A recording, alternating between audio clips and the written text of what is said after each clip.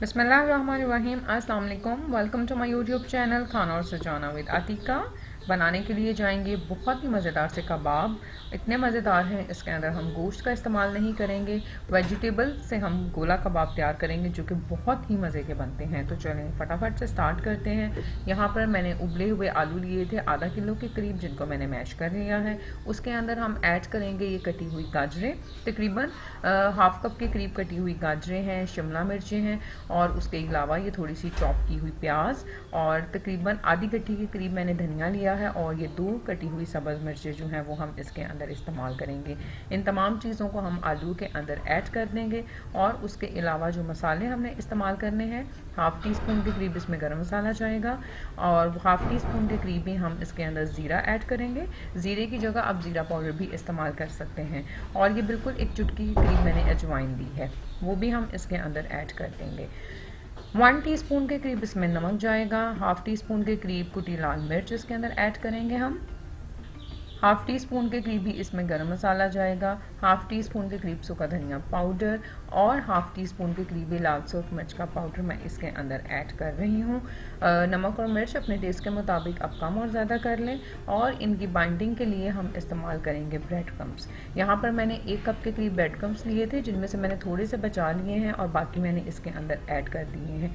इनको आपने अच्छी तरह से मिक्स करना है, और अच्छी तरह से मिक्सचर को मिक्स करने के बाद अगर आपको लगे कि कबाब जुड़ने में थोड़े से मुश्किल हो रही है, तो ये जो क्रम्स आपने रखे थे आप वो भी इसके अंदर ऐड कर दें। ये एक तो गोला कबाब को बहुत ही क्रंची सा फ्लेवर देंगे, दूसरा ये है कि उसकी बाइंडिंग के लिए बहुत अच्छे होंगे। अच्छी तरह से आपने इन तमाम चीज़ों को मिक्स कर लेना है। इसको बनाने के लिए हाथों को आप गीला कर लें, और इस तरह से आपने ये गोला कबाब जो है वो तैयार कर लेने हैं। एक बड़ा सा गोला तैयार कर लें आप। ये देखें, इस तरह से करते हुए आपने एक गोला सा तैयार कर लेना है। और उसके बाद आपके पास अगर सीखे हैं तो आप सीखों के ऊपर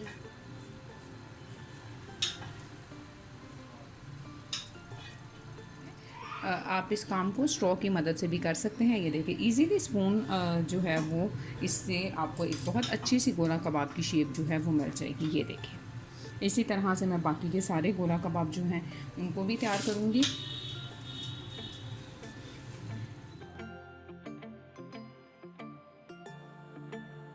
ये देखिए मैंने इतने बना लिए हैं। ऑयल हमारे पास गर्म हुआ है, इसको हम फ्राई करते हैं और बाकी के आलू के गोला कबाब भी साथ साथ तैयार करते जाते हैं। जी, तो ऑयल हमारे पास गर्म हो चुका है और हम गोला कबाब को ऑयल के अंदर ऐड कर देंगे। आपने ये ध्यान रखना है कि ऑयल आपके पास अच्छा सा गर्म होना चाहिए, और आपने इनको मीडियम हाई फ्लेम के ऊपर ही फ्राई करना है जब तक ब्राउन कलर इन पर नहीं आ जाता। लो फ्लेम के ऊपर अगर आप इनको फ्राई करेंगे, या फिर आपके पास ऑयल अगर अच्छे से गर्म नहीं है, तो कबाब सॉफ्ट होकर टूट जाएंगे। तो आपने इस बात का ध्यान रखना है कि ऑयल अच्छे से गर्म होना चाहिए, और आपने इनको मीडियम हाई फ्लेम के ऊपर फ्राई करना है। ये देखिए हमारे पास कबाब के दोनों तरफ बहुत ही खूबसूरत सा कलर जो है वो आ चुका है। इनको अब हम निकाल लेते हैं।